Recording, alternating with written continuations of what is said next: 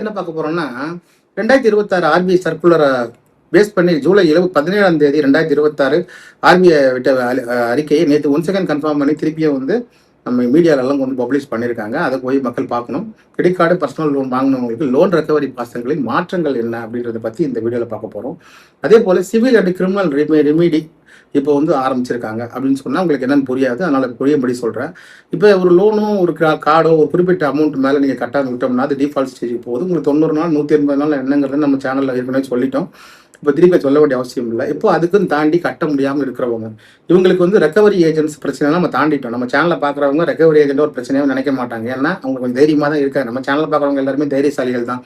அதனால அவங்களுக்கு recovery agent தான் இப்படி சமாளிக்கணுன்ற ஓரளவுக்கு தெரிஞ்சிருக்கும். பட் அதுக்கும் மேலே லோன் ரெக்கவரியில் சிவில் கிரிமினல் ப்ராசஸில் ஒரு பேங்க் போகுது அப்படின்னு பார்த்துக்கிட்டிங்கன்னா ஒழுங்காக டிஃபால்ட் ஆகாத வரைக்கும் பேங்க் உங்கள் பிரச்சனைக்கு வரப்போகிறது இல்லை. பட் ஒரு வேளை அப்படி சிவில் கிரிமினல் நடவடிக்கையில் அவங்க இறங்கிட்டாங்க அடுத்தடுத்து என்னென்ன பண்ணுவாங்க, அது மட்டும் இல்லாமல் ஒரே நேரத்தில் அவங்க ரைஸ் பண்ணுற பிரச்சனை என்ன, அதை எப்படி சமாளிக்கிறது, அதை தான் இந்த வீடியோ நம்ம பார்க்க போகிறோம். இப்போது ஒரே நேரத்தில் சட்ட வழி அப்படின்றது தான் இன்னைக்கு ரேஞ்சுக்கு பேங்க் பார்க்குறாங்க. ஏற்கனவே போட்டது ஃபஸ்ட்டு பார்ட்டாக எடுத்துக்கங்க, இது அதோட தொடர்ச்சியாக கூட எடுத்துக்கலாம். இப்போ ஒரே சமயத்தில் சிவில் கிரிமினல் இதை ஒரு பேங்க் இப்போல்லாம் பண்ணுறாங்க. இப்போ முன்னாடியெல்லாம் பார்த்தீங்கன்னா ஒரு கிரிமினல் ஆக்ஷன் தான் அதிகமாக எடுப்பாங்க. சும்மா கேஸ் ஃபைல் பண்ணுறது, சம்மன் அனுப்புறது, ஒரு இது அனுப்புறது. ஸோ இதை வச்சே ரெக்கவரியை முடிச்சுட்டு வந்தாங்க. Recovery agent, third party collection agent, இப்போ ஹார்ட் ரெக்கவரி. இப்போ ஆர்பிஐ நாம்ஸை டைட் பண்ணிட்டாங்க. அதாவது எல்லாம் பார்த்தீங்கன்னா லோன் டிஃபால்ட்டுக்கு ரொம்ப சாதகமாக இருக்கிற மாதிரி தான் வந்திருக்கு. ஏன்னா டைமிங் வச்சுருக்காங்க. இந்த டைமிங்கை மீறி போகக்கூடாது. இப்போ கலெக்ஷன் ஏஜென்ட்ஸ் அவங்களோட இந்த சிடி ப்ராடக்ட், அதாவது சிடி ப்ராடக்ட்னா செல்ஃபோன், லேப்டாப்ஸ் இந்த மாதிரி எது கொடுத்தாலும் அதை முடக்கக்கூடாது, அதை பறிமுதல் பண்ணக்கூடாது. நீங்கள் சட்டப்படி இது வச்சிருக்கணும், அத்தாரைஸ் லெட்டர் வச்சிருக்கணும், ஐடி கார்டு வச்சிருக்கணும். அதே போல் ரெக்கார்டிங் எவிடன்ஸ் குறைஞ்சது 6 மாதமாவது வச்சிருக்கணுன்றது ஒரு பெரிய ஐடியா போச்சு. ஏன்னா இப்போ யாரும் ரெக்கவரி நேரடியாக ஃபோன் பண்ண முடியாத நிலைமை ஆகி போச்சு.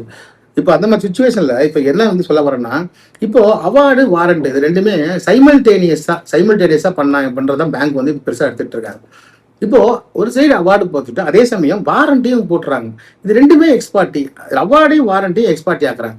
ஏன்னா இப்போ உங்கள் லோன் எதிர்காலத்தில் கிடைக்க முடியாது, அது ஒரு அவங்க பாயிண்டாக வைக்கிறாங்க. ரெண்டாவது அவார்டை அவங்க என்ன பண்ணுறாங்கன்னா எக்ஸ்பார்ட்டியாக தான் வாங்குறாங்க. ஏன்னா உங்களுக்கு வெளிப்படையாக ஒரு லோன் வாங்கும் போதே வச்சுக்க சார், நீங்கள் பணம் கட்டலைன்னா ஆர்பிட்ரேஷன் போவோம், உங்கள் எதில் அவார்டு வாங்குவோம், உங்கள் பேங்க் அக்கௌண்ட்டை முடக்குவோம்னு சொல்லி நிறைய பேர் பயந்துட்டு வாங்க மாட்டாங்க. அதனால அவன் ரீசன்ஸை இம்ப்ளாய்டாக தான் வச்சிருக்கான். எதில்? டிஜிட்டல் அக்ரிமெண்ட்டில். அந்த டிஜிட்டல் அக்ரிமெண்ட்டில் ஒரு பாம்பு வச்ச நடுவில் இருக்குது அந்த கிளாஸ். அதை பார்க்கறதால பார்க்காம சைன் பண்ணுறதுனால தான் நமக்கு இந்த பிரச்சனை வருது. ஸோ இது ஒரு எக்ஸ்பார்ட்டி. ரெண்டாவது அவங்க இன்டிமேஷனை கொடுக்கறது இல்லை அப்படின்னு சொல்லியிருக்காங்க. சில பேர் இன்டிமேஷனை கொடுக்க மாட்டாங்க. எங்களுக்கு வர ஆர்பிட்ரேஷன் கடைசி நேரத்தில் தான் வருது. இப்போ நாளைக்கு ஆர்பிட்ரேஷன் இன்னைக்கு நைட் 12 மணிக்கு மெயில் அனுப்புகிறாங்க. ஸோ இந்த அட்ரஸுக்கு வர போஸ்டெல்லாம் இப்போ கிடையாது, எல்லாமே த்ரூ மெயில் தான் வருது. இப்போ அட்ரஸ் அவங்க போஸ்ட் பண்ணுறதே கிடையாது, மெயிலில் தான் அனுப்பி வைக்கிறாங்க. ஆர்பிட்ரேஷன், ப்ரீ ஆர்பிட்ரேஷன், இந்த நோட்டீஸ் எல்லாமே. அதே போல் டார்கெட்னு ஒன்று வைக்கிறாங்க. So what is the target? அவங்க டார்கெட் என்ன வைக்கிறாங்கன்னா, இந்த பேங்க் கார்டில் லிங்காக இருக்கக்கூடிய அசெட் லோன் ஏதாவது இருக்கா அப்படி பார்க்குறாங்க. அதில் ஹவுசிங் லோன் இருந்தால், இப்போ ஹவுசிங் லோன் வாங்குறவங்களுக்கு தான் மெயின் பிரச்சனையே. இப்போ உதாரணத்துக்கு ரொம்ப சிம்பிளாக சொல்லிடுறேன் சார். இப்போ எஸ்பிஐ கார்ட்ஸ் உங்களுக்கு ஒரு 2 லட்ச ரூபா 3 லட்ச ரூபா உங்களுக்கு கொடுத்துருக்காங்க கிரெடிட் கார்டில். அதே சமயம் பார்த்தீங்கன்னா உங்களுக்கு ஐசிஐசிஐ பேங்க்ல ஒரு ஹவுசிங் லோன் போயிட்டு இருக்குது. ஹவுசிங் லோன் ரெகுலராக கட்டிட்டு இருக்கீங்க, மாதம் 24,500 வச்சுங்க, கரெக்டாக அந்த பேமெண்ட் பண்ணிட்டு இருக்கீங்க. ஏன்னா உங்களுக்கு வருங்காலத்தில் வீடு வேணும். ஆனால் கிரெடிட் கார்டு லோன் கட்டலை. இப்போ எஸ்பிஐ கார்ட்ஸ் என்ன பண்ணுறாங்கன்னா, இப்போ ஆஸ் ஆன் டேட் 2026 ஜூலை மாதம் 17க்கு அப்புறம் இப்போ என்ன பண்ணுறாங்கன்னா கம்ப்ளீட்டாக அவங்க ஹவுசிங் லோன் டீட்டெயில்ஸ் எடுத்துடுறாங்க. ஏன்னா அந்த பேங்க் எல்லாமே பேங்க் ஒரு அசோசியேஷன், இங்கே என்ன டீட்டெயில்ஸ் கேட்டாலும் எடுத்து கொடுத்துருவாங்க.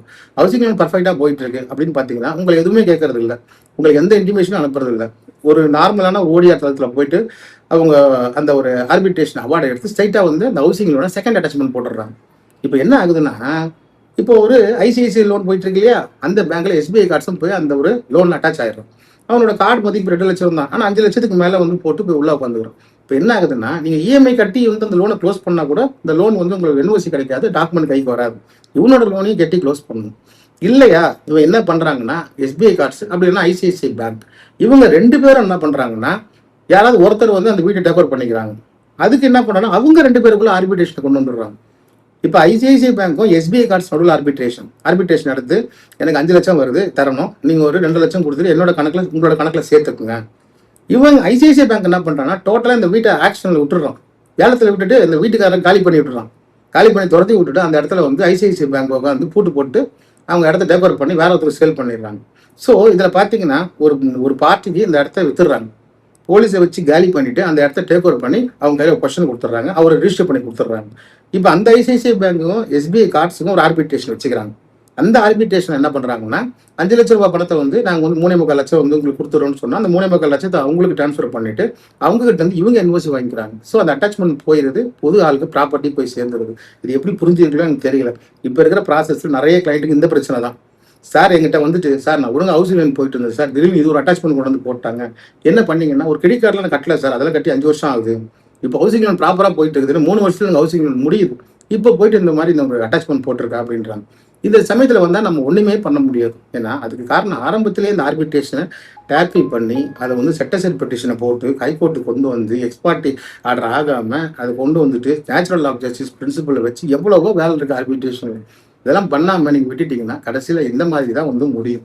ஸோ இந்த செகண்ட் அட்டாச்மெண்ட் தான் இப்போ இருக்கிற ப்ராசஸில் இருக்க மெயினான விஷயம். பார்க்குறாங்க எப்படியும் ஒருத்தர் கிரெடிட் கார்டு பர்சனல் லோன் வாங்கியிருந்தா நிச்சயமாக அவர் மிடில் கிளாஸ் பீப்புள் ஒரு உதவி லோன் எடுத்திருப்பார், இல்லையா எங்கேயாவது ஒரு லோன் கோல்டு லோனை கொண்டு அடமானம் வச்சிருப்பார்.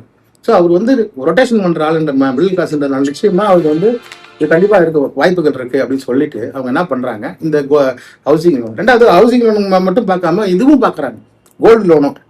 இந்த கோல்டு லோனும் வந்து என்ன சொல்கிறாங்கனாக்கா அந்த பேங்க்குக்கே மெயில் அனுப்பிச்சிடுறாங்க, சார் ஆல்ரெடி நாங்கள் ஆர்பிட்ரேஷன் கண்டக்ட் பண்ணி அவார்டு வாங்கியிருக்கோம், இந்த அவார்டை பொறுத்த வரைக்கும் எங்களுக்கு இவ்வளோ அமௌண்ட் தர வேண்டியிருக்கு, அதனால இந்த கோல்டை வந்து லீன் பண்ணி வைங்க. ஸோ இந்த கோல்டு லீன், ஸோ லீனை எடுக்க முடியாது, அதுங்க எதுவும் இல்லை சார் பேங்க் மெயில் அனுப்பிச்சிருக்காங்க, நீங்கள் போய் அந்த பேங்க் எதுவும் சரி பண்ணிட்டு வாங்க அப்படின்னு சொல்லிட்டு. சரி நெக்ஸ்ட் அடுத்ததாக வந்து என்ன பண்ணுறாங்கன்னா கோபாராயர் கோ அப்ளிகேண்ட்டு இவங்களை வச்சு காரியத்தை சாதிச்சுக்கிறது. இப்போ நிறைய பேங்க் என்ன பண்ணுறாங்கன்னா லோன் கொடுக்கும்போது யாராவது உங்கள் வீட்டில் இருக்காங்களா அவங்களோட ஆதார் கார்டு கொடுங்கன்னு வாங்கி வச்சுக்கிறாங்க. இப்போது அவங்களுக்கு ஏதாவது ப்ராப்பர்ட்டி இருக்கா அதையும் சர்ச் பண்ணுறாங்க. உதாரணத்துக்கு பையன் பேரில் சொத்து இல்லை, அம்மா பேரில் சொத்து இருக்குது, அவங்களோட ஜெராக்ஸ் வாங்கி வச்சுக்கிறாங்க. இவங்க என்ன பண்ணுறாங்கன்னா கோபாராயரில் அவங்க பேரை சேர்த்துக்கிறாங்க. ஸோ கோபாராயரில் அவங்க பேர் வருது, இந்த கோ அப்ளிகேஷனில் அவங்க பேரை சேர்த்து சிக்னேச்சர்லாம் போட வேண்டிய அவசியமே இல்லை, அவங்களே போட்டுக்கிறாங்க. ஸோ என்ன பண்ணுறாங்கன்னா நாளைக்கு இவர் பேமெண்ட்டை கட்டல டிஃபால்ட் ஆகிட்டாருன்னா கோபாராயராக இருக்கிற சொத்து மேலே அட்டாச்மெண்ட்டை போட்டுடுறாங்க. ஸோ இது வந்து இப்போ பரவலாக நடந்துட்டு வருது. நிறைய பேர் சொல்கிறது இப்போ ஏற்கனவே பதிவு போட்டிருப்பேன், நீங்கள் பார்த்துருப்பீங்க, யூடியூப் ஷார்ட்ஸில் பார்த்துருப்பீங்க. அதாவது கணவன் வந்து மனைவி பேரில் கோபாராயராக போட்டிருக்காங்க, மனைவிக்கே தெரியாது, இவருக்கும் தெரியாது. கேட்டால் ஒரே ஒரு ஜெராக்ஸ் வாங்கினாங்க என்கிட்ட சார், ஆதார் கார்டு வாங்கினாங்க, பேன் கார்டு வாங்கினாங்க, இவங்க பேன் கார்டில் சிக்னேச்சர் அவங்களே போட்டுக்கிட்டு அவங்க கோபாரர் ஆக்கிட்டாங்க. கடைசியில் அவங்க சிபில் காலி அவங்க கவர்மெண்ட் ஜாபில் கொண்டு போய் சேலரியில் கை வச்சுட்டாங்க. ஸோ இப்படிப்பட்ட நிறைய வழிகளை வந்து நாங்கள் உங்களுக்கு அட்வொகேட்டாக இருக்கிற மாதிரி அவங்களுக்கு அட்வொகேட் சொல்லி கொடுப்பாங்க இல்லையா. ஸோ இந்த மாதிரி ரெக்கவரி ப்ராசஸ் இன்னைக்கு இதெல்லாம் எந்த யூடியூபரும் சொல்லியிருக்க மாட்டாங்க. ஏன்னா அவங்களாம் வந்து சும்மா சாட்ஜிபிட்டில் பார்த்துட்டு உங்களுக்கு சொல்லுவாங்களே ஒழிய நாங்கள் தினமும் கோர்ட்டுக்கு போய் தினமும் நடக்கிறத உங்களுக்கு அப்டேட்டாக கொடுத்துக்கிட்டு இருக்கேன். இந்த 2026 பார்த்தீங்கன்னா லோன் வாங்கினவங்களும் ரொம்ப விழிப்பாக இருக்க வேண்டிய நேரம். ஏன்னா அவங்க அடிமடியில் கை வைக்கிற மாதிரி இனி வரப்போகிறது எல்லாமே டிஜிட்டல் கரன்சியாக இருக்கிறதுனால எல்லா அக்கௌண்ட் ப்ராசஸில் தான் நடக்கும். ஸோ நீங்கள் உங்கள் பேரில் அக்கௌண்ட் வச்சுருந்தா அதை எப்படியாவது பிளாக் பண்ணி உங்கள் வழிக்கு கொண்டு வந்து இந்த பணத்தை அட்லீஸ்ட் கட்ட வைக்கணும் அப்படின்ற ஒரு விஷயத்தோடு தான் இப்போ இருக்கக்கூடிய பேங்க் பேனல்ஸ் முயற்சி பண்ணிட்டு இருக்கு. அதுக்கப்புறம் பார்த்தீங்கன்னா பரம்பரை சொத்து, அப்புறம் வந்து அம்மா அப்பாவோட சொத்துல இருக்கக்கூடிய பங்கு, இதில் கேட்கறதுக்கு எந்த உரிமையும் கிடையாது. ஆனால் அதுக்காக என்ன பண்ணுறாங்கன்னா எக்ஸ்டென்ஷன் ஆஃப் அவார்ட் டைம் அதுன்னு போட்டு வச்சுக்கிறாங்க. ஏன்னா இதில் என்ன பண்ணுறாங்கன்னா உங்கள் ப்ராப்பர்ட்டி ஏதாவது உங்கள் பேரில் வருதாங்கிறது தினசரி கண்காணிப்புக்கு உள்ளாயிட்டு இருக்குறது உங்களுக்கு தெரியாது. தினசரி உங்கள் பேன் கார்டை வந்து வாட்ச் பண்ணிட்டு தான் இருக்காங்க. அதுக்குண்டான டிஜிட்டல் சிக்னேச்சர் அனுமதி நீங்கள் ஆல்ரெடி கொடுத்துருக்குறீங்க. அதனால தான் இவங்க அடிக்கடி வந்து உங்கள் ப்ராப்பர்ட்டியில் ஏதாவது இருக்கா, உங்கள் லோனில் ஏதாவது இருக்கா அப்படின்னு பார்க்குறாங்க. அதை வந்து லீன் போட்டுறாங்க, இல்லைன்னா அதை அட்டாச்மெண்ட் போட்டு எடுத்துகிட்டு வந்துடுறாங்க. ப்ராப்பர்ட்டி அந்த மாதிரி பண்ணிடுறாங்க. ஹவுசிங் லோனே செகண்ட் அட்டாச்மெண்ட். எனக்கு தெரிஞ்சு ஒருத்தரோட ப்ராப்பர்ட்டியில் 5 அட்டாச்மெண்ட் இருக்குது. அவர் அந்த இடத்த விட்டு போயிட்டார். ஏன்னா என்றைக்குமே ஒரு லோன் நல்ல லோனுன்னு ஒரு லோன் கெட்ட லோன்னு நினைக்கவே கூடாது. அதாவது செக்யூர் லோன்னா நல்ல லோனு கட்டிடலாம், கிரெடிட் கார்டில் கெட்ட லோன் நம்ம கட்ட வேண்டாம். செக்யூர்டுக்கு உண்டான உண்மையான வந்து அர்த்தம் நிறைய பேருக்கு புரிய மாட்டேங்குது. செக்யூர்டு ரெண்டுமே பேன் கார்டை பேஸ் பண்ணி தான் வாங்குறீங்க. ரெண்டுமே பேன் கார்டை பேஸ் பண்ணி தான். ரெண்டுமே வந்து கட்டலைன்னா சிவில் அஃபெக்ட் தான் ஆகும். இது கட்டலைன்னா அதுக்கு பாதிப்பு வரும், அது கட்டலைன்னா இதுக்கு பாதிப்பு வரும். ஒன்று வாங்கினா செக்யூர்டாக வாங்கணும், இல்லை ஒன்று எல்லாமே அன்செக்யூர்டாக வாங்கணும். இப்போ நம்மளும் கலந்து வாங்குறதுனால இதுக்கு அதுக்கும் வந்துட்டு கடைசியில் ஹவுசிங் லோன் போகிறவங்க தான் அதிகமாக பாதிக்கப்படுறாங்க. ஏன்னா உங்களுக்கு டவுன் பேமெண்ட்டும் போகும், உங்களுக்கு 1 மாதம் கட்டலைனாலும் உங்களுக்கு சிவில் வந்துடும், 3 மாதத்துக்கு மேலே அவங்க சர்ஃபாஸ் செக்கில் போயிடுவாங்க, 6 மாதத்தில் ஏழை விட்டுருவாங்க. அதுக்கப்புறம் நடுத்தருக்கு வர வேண்டிய நிலமை நிறைய பேருக்கு வந்து நிறைய பேர் மாட்டிக்கிட்டு இருக்காங்க. கடைசி எங்களால் காப்பாற்ற முடியாத கேஸ் கூட நிறைய இருக்குது. அப்புறம் டூப்ளிகேட் சிக்னேச்சர் போட்டு ப்ராப்பர்ட்டி அட்டாச் பண்ணுறது.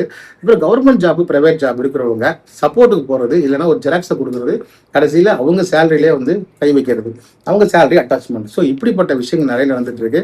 அதே போல் நியூ அக்கௌண்ட் லீனு, அதுக்கப்புறம் டெபாசிட் அமௌண்ட்டு ஃபிக்ஸடு, அப்புறம் எக்ஸ்டென்ஷன் ஆஃப் அவார்டுன்னு ஏகப்பட்ட விஷயங்கள் இருக்குது. இந்த சின்ன இவ்வளோ குறைஞ்ச நேரத்தில் அவ்வளோ விஷயத்தை சொல்ல முடியாதுன்னு சொல்லி முடிச்சுக்கிறேன். எனவே ஹியர் ஆஃப்டர் 2026 ஆகஸ்ட் முதல் வாரத்தில் சொல்லக்கூடிய தகவல்கள் என்னன்னாக்கா, இதே போல் சிவில் வாரண்ட்டு, அதே போல் கிரிமினல் சம்மன்ஸ், இதை பற்றி தெளிவாக சொல்லியிருக்கேன். அதே போல் இதுக்கு சட்ட தகவல்களை நம்ம இன்ஸ்டாகிராமில், யூடியூப்பில் ரொம்ப ஷார்ட்ஸாக போடுவேன். நீங்கள் அதை டிஸ்கிரிப்ஷனில் கொடுத்துருக்க அந்த லிங்கை ஃபாலோ பண்ணி நீங்கள் ஃபாலோ பண்ணுங்கள். அப்புறம் வந்து மேற்கொண்டு சட்ட தகவல்களுக்கு உங்களுக்கு உண்டான சந்தேகங்களை வந்து கொடுத்துருக்கக்கூடிய வாட்ஸ்அப் நம்பருக்கு வந்து நீங்கள் மெசேஜாகவும் போடலாம், வாய்ஸ் மெசேஜ். கலெக்ஷன் ஏஜென்சி ஏதாவது பிரச்சனை பண்ணாங்கன்னா நீங்கள் அதை வீடியோவை எடுத்து கூட எங்களுக்கு அனுப்பலாம். சட்டத்துக்கு உட்பட்டு எங்கள் சேனலில் அதை ப்ரொசீஜர் சொல்லி முடிச்சுக்கிறேன். அட் எனி டைம் என்ன பிரச்சனையானாலும் சட்ட பிரச்சனைகளுக்கு எங்களை அணுகுமுறை கேட்டுக்கொள்கிறேன். அதே போல் இது விளம்பர நோக்கத்தோடு செய்யப்படக்கூடிய ஒரு சேனல் அல்ல. பொதுமக்கள் விழிப்புணர்வுக்காகவும், அதே போல் கடன் வாங்கி கஷ்டப்படுறவங்களுக்காக மட்டும்தான் இந்த சேனல். மற்றபடி இந்த சேனலில் வேறு என்டர்டைன்மெண்ட் எதுவும் இருக்கான்னு சொல்லி முடிச்சுக்கிறேன். நன்றி.